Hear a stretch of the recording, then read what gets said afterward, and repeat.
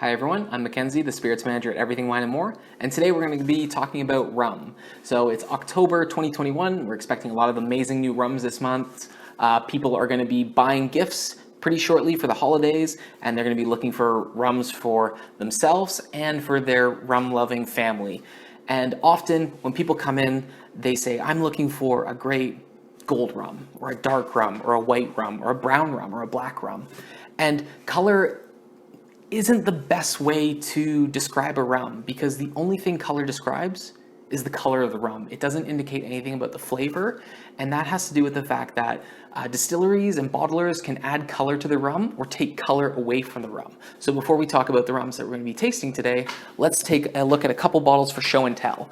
So first off, the Cana Brava 3-year-old from Panama. It's a 3-year-old rum, but it has no color to it, and that's because it's been filtered out. It's charcoal filtered.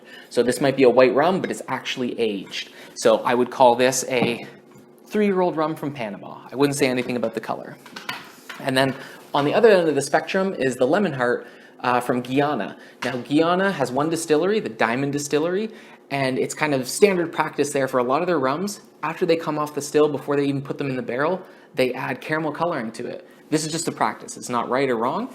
It's just how they do things at the Diamond Distillery for a lot of their rums. So this rum, although it may be darker than the Cana Brava, it could in fact be younger than the Cana Brava 3-year-old. There's no indication of age on the label. Okay, so we've talked about color. Let's talk about a few things that do indicate the flavor of the rum.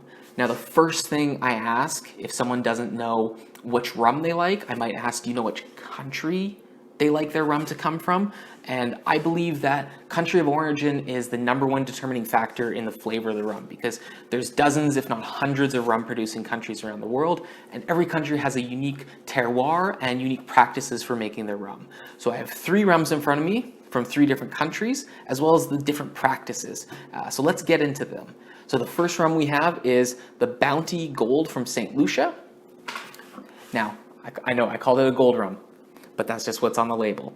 Anyways, this is a column still, lightly aged rum from St. Lucia. And after country of origin, I might talk about what kind of still has it been distilled in. Now, a column still like the Bounty Gold, it's a tall, narrow still, very efficient, but it's going to distill to higher alcohol. So a lot of the flavor that's present in fermentation might be left behind. So let's take a little sniff. Very light in character because it is distilled in a column still. Now there are exceptions to this rule, but it's kind of a general rule of thumb that column still, lighter in style. Now the St. Lucia Bounty Gold has also been made from molasses. There's kind of 2 options in the rum world. You can either make your rum from molasses, which is a byproduct from making sugar, or you can use fresh pressed sugarcane, and that's what we're going to be talking about next with this second rum. But before we dive into that, let's take a little sip and describe the flavors of this column still rum from St. Lucia.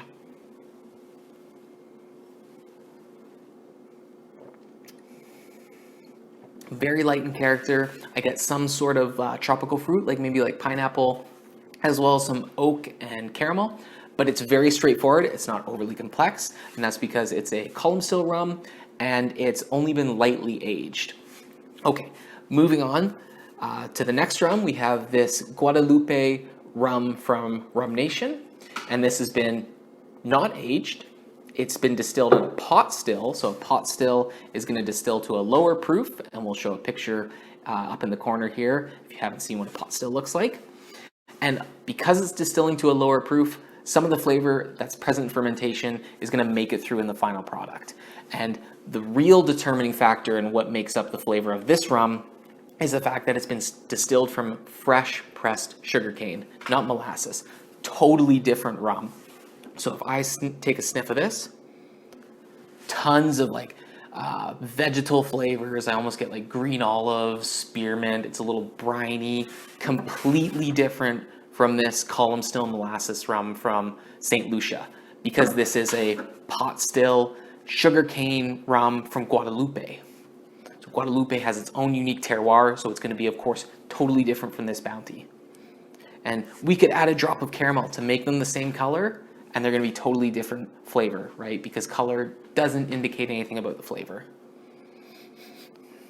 Okay, so we've talked about a little bit about country of origin, stills, and molasses versus cane. Let's take a little sip before we move on to our next rum.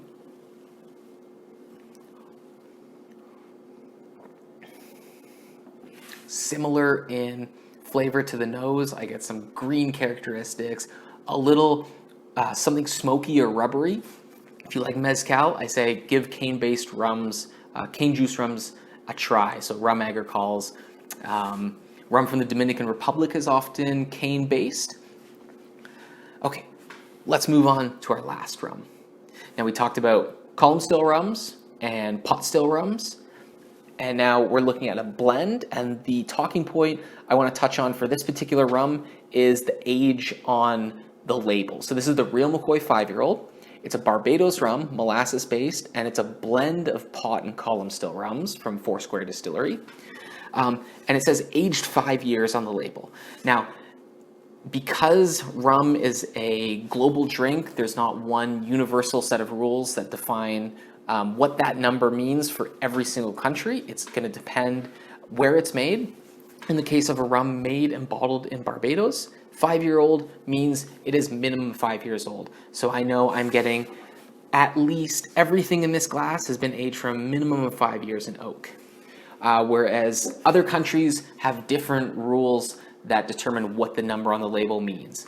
So if you're in the Dominican Republic and it says 5 years old, that means at least 51% of the rum has been aged for 5 years, and then the remaining rum that makes up that has been aged, it has to average out to be 5 years old. So it can be a little confusing.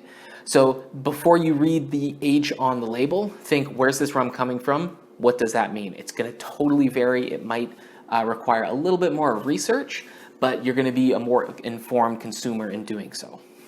Okay. Let's take a nose and a sip of this last rum from Barbados. So I would describe this as a 5-year-old rum from Barbados. It's a molasses based and it's a pot column still blend. Now all that information might not be on the label, so you might have to do a bit of digging or come in store and ask me. I love talking rum. That's what I'm here for. Anyways, let's take one sip before we end.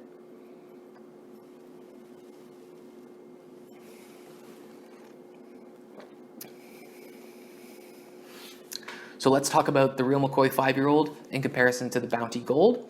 So column still, molasses based, St. Lucia, pot column blend, molasses based, Barbados.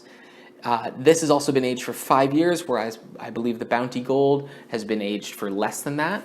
So the additional aging, as well as the dose of pot still rum in there, is going to add more body, more flavor to it. I'm getting some similar characteristics that I got in the St. Lucia, so like caramel and oak, but I'm also getting baking spice, maple, vanilla. This is a great gateway rum for bourbon drinkers. Let's summarize before we end. Instead of talking about rum in terms of color, ask yourself, where's my rum made? Is it made from molasses or cane juice? Has it been aged? And if you want to get into more detail, what type of still has it been distilled in? Anyways, those 4 things are going to help you find other rums that you like. So if you like the Real McCoy 5-year-old, you're probably going to look for other rums from Barbados in a similar age, as well as that have been made from molasses and probably a pot and column still blend. I hope you look forward to our quintessential cocktail video later this month, which will be the hot buttered rum. I hope you enjoy all the new amazing rums that are coming this year. And I hope you, most importantly, enjoy your rum responsibly. Take care.